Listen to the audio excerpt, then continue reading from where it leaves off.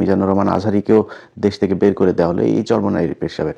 আমি সিআইডির একজন অফিসারের কাছে শুনেছি, এটা 2024-এর যে ঘটনা, এটার আগে। তখন তিনি বলেছিলেন যে ভাই, আপনি কি জানেন যে এই যে আলেমদের যাদেরকে জেলখানায় নেওয়া হয়, এই যে মিজানুর রহমান আজহারীর যেই বাংলাদেশে থাকতে না দেওয়া, এটার পেছনে সবচেয়ে বেশি কলকাঠি নাড়ছে কারা? এই এই যে ইসলামী আন্দোলন, যে চরমনার যেসব ওই যে হাফিজুর রহমান কুয়াকাটা, তারপরে তার ভাই, এগুলো তো এরা বহু আগে থেকেই ভণ্ড। এবং সবচাইতে বড় যে স্পর্শকাতর বিষয় সেটা হচ্ছে যে ভারতের সাথে তাদের যে সংযোগের অভিযোগ আছে, সেটা আজকে আমি যখন ভিডিওটা তৈরি করছি, আজকের এই ভিডিওটা মনে রাখেন চরমনাইয়ের লোকজন, এটা সেভ করে রাখেন, ডাউনলোড দিয়ে সেভ করে রাখেন। এবং বলে রাখলাম, 12ই ফেব্রুয়ারি যে নির্বাচনটা হবে, চরমনাই একটা আসনও পাবে না। এটা আজকে বলে রাখলাম, ভিডিও ডাউনলোড করে রাখেন। যদি একটা আসন পান, আপনারা কোনো জোট টোটে না যায়, যদি এক আসন পান, আমি ওই দিন চরমনাই পীর সাহেবকে ফোন করে এই লাইভে এসে তারপরে আপনাদের কাছে সরি বলবো, এক আসন যদি পান। এটা আজকে বলে রাখলাম। আজ থেকে প্রায় 3-4 মাস আগে জামাতের যে কোনো অনেক ঊর্ধ্বতন একজনের সাথে আমার সাক্ষাৎ হয়েছিল। তিনাকে আমি বলেছিলাম ওই সময় যে দেখেন, আপনারা এই লোকটার সাথে যে জোট করছেন, এই লোকটা কিন্তু খুবই ঝুঁকিপূর্ণ। তো ওনাকে আমি ঝুঁকিপূর্ণ যে কারণে বলেছিলাম সেটা হচ্ছে যে 2016 অথবা 17 ওই সময়ের দিকে, আমি সালটা ভুল করতে পারি, তারেক রহমানের সাথে এই চরমনাই পীর সাহেবের মালয়েশিয়াতে একটা বৈঠক হওয়ার কথা ছিল। এবং সেই বৈঠকটার ঠিক একদিন আগে তারেক রহমান বা বিএনপির পক্ষ থেকে সেটা ক্যান্সেল করা হয়েছিল। কারণ তারেক রহমানকে জানানো হয়েছিল যে এই চরমনাই পীর সাহেবের সাথে যেই প্রতিনিধি দল ঢাকা থেকে আসছেন, তার সাথে সেখানে রয়ের কিছু লোকজন আছেন। তো তিনার নিরাপত্তার কথা চিন্তা করে ঠিক একদিন আগে সেই বৈঠকটা বাতিল করা হয়। তো আমি তারপর থেকে ধরেন তাদের ব্যাপারে খুব সাবধান। এবং গত 15 বছরের আপনি চরমনাইয়ের যে অবস্থাটা যদি দেখেন, জামাত ইসলাম সহ হেফাজতের অনেক নেতাদের উপর অনেক নির্যাতন অত্যাচার এগুলো হয়েছে, কিন্তু চরমনাই এই পীর সাহেবের এদের উপরে কোনো সমস্যা হয়নি। এরা দাপিয়ে বেরিয়েছে। মাঝখানের একটা সময় তো আপনার এই যে মাহফিল টাফিল, যে সময়টাতে মিজানুর রহমান আজহারীকেও দেশ থেকে বের করে দেওয়া হলো এই চরমনাই পীর সাহেবের। আমি সিআইডির একজন অফিসারের কাছে শুনেছি, এটা 2024-এর যে ঘটনা, এটার আগে। তখন তিনি বলেছিলেন যে ভাই, আপনি কি জানেন যে এই যে আলেমদের যাদেরকে জেলখানায় নেওয়া হয়, এই যে মিজানুর রহমান আজহারীর যেই বাংলাদেশে থাকতে না দেওয়া, এটার পেছনে সবচেয়ে বেশি কলকাঠি নাড়ছে কারা? এই এই যে ইসলামী আন্দোলন, যে চরমনার যেসব ওই যে হাফিজুর রহমান কুয়াকাটা, তারপরে তার ভাই, এগুলো তো এরা বহু আগে থেকেই ভণ্ড। এবং সবচাইতে বড় যে স্পর্শকাতর বিষয় সেটা হচ্ছে যে ভারতের সাথে তাদের যে সংযোগের অভিযোগ আছে, সেটা অনেক গুরুত্বপূর্ণ বিষয়। তো এই কারণে তাদের ব্যাপারে আমি জামাতকে তখন সতর্ক করেছিলাম যে দেখেন, আপনারা এই কাজটা করেন না। তখন তারা একটা উত্তর দিয়েছিল যে ইসলামী অন্য জামাত ইসলামের বাইরে যে দলগুলো আছে, তাদের মধ্যে এই ইসলামী আন্দোলনের একমাত্র তাদের সারা দেশব্যাপী বেশ কিছু মাদ্রাসা আছে এবং তাদের সাংগঠনিক কিছু কার্যক্রম আছে, যে কারণে তারা চায়। আর আরেকটা কথা বলেছিলেন যে এটা একমাত্র দল যেটা কিনা সবসময় এই খুব নোংরা ভাষায় কটাক্ষ করে এবং আজে বাজে কথাবার্তা বলে। তো কিছু খানাপিনা দিয়ে এদেরকে পাশে বসায় রাখা আর কি, অনেকটা এইরকম জামাতের একটা পলিসি ছিল। তো ওই দিন আমি ওই নেতাকে বলেছিলাম, এরা কিন্তু আপনারা যদি ক্ষমতায় যান, মনে করেন তাদেরকে 30টা আসন দিলেন বা 50টা আসন দিলেন, ওই সময় তারা বোধহয়, আমার যতটুকু মনে আছে, 100 আসন চাচ্ছিল। আমি তাকে বলেছিলাম যে আপনারা তাদেরকে যদি নাকি 30, 40, 50 বা যে কয়টা আসনই দেন, তো সেই আসনগুলো তো মূলত তাদের আসন না।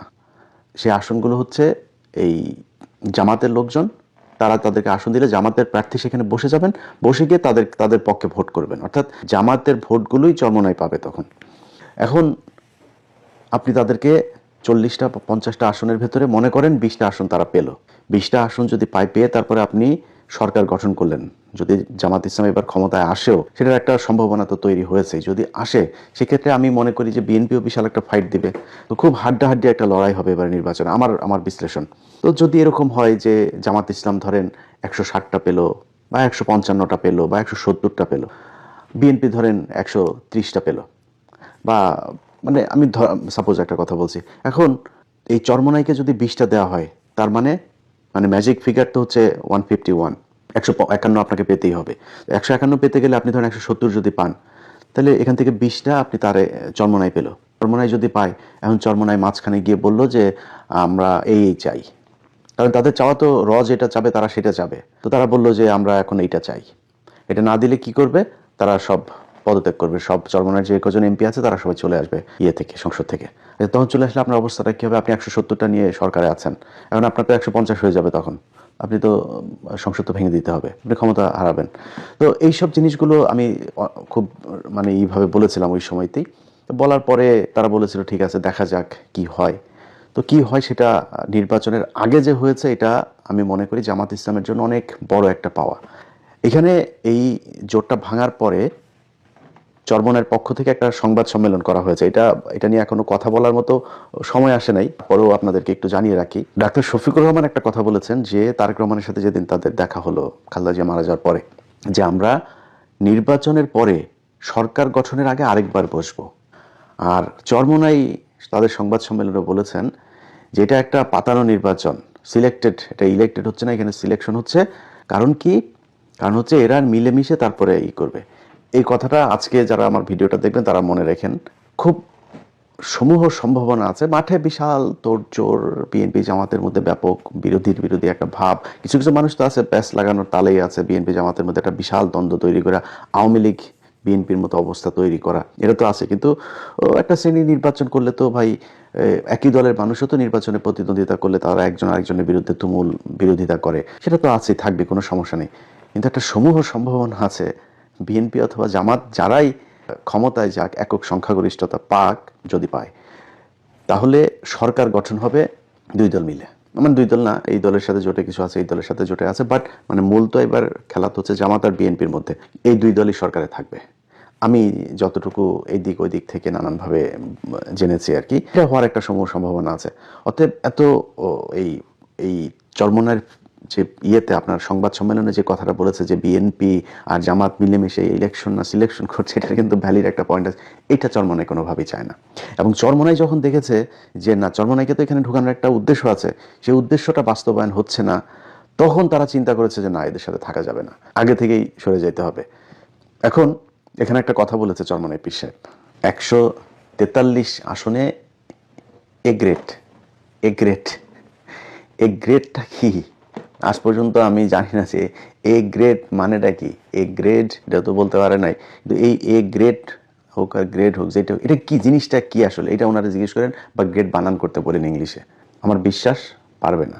কিন্তু এটা যে বললেন, ধরেন এ গ্রেড মানে এটা কি বুঝায়, কি একটা জিনিসের গুণগত মানের ক্ষেত্রে বুঝায়, গ্রেড বুঝায়, মানে গ্রেড দিয়ে উনি নির্বাচনের মাঠের এটারে ওনার প্রার্থীদেরকে কি বুঝাইতে চেয়েছেন আমি জানি না। মানে নির্বাচনে তো আপনাকে কত ভোট পাবেন সেটা বিষয়, আপনার গ্রেড কি, মানে প্রার্থী এত দামি দামি প্রার্থী, নোবেল বিজয়ী ইউনুস এই টাইপের প্রার্থী তো আপনাদের নাই। এ গ্রেড মানেটা কি এটা আল্লাহ জানেন।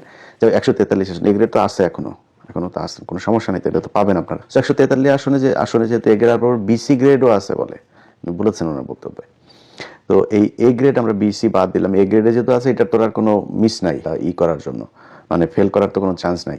তো এ গ্রেডের গুলো ফিরে আসুক 100টা। আজকে আমি যখন ভিডিওটা তৈরি করছি, আজকের এই ভিডিওটা মনে রাখেন, চরমনের লোকজন এটা সেভ করে রাখেন, ডাউনলোড দিয়ে সেভ করে রাখেন।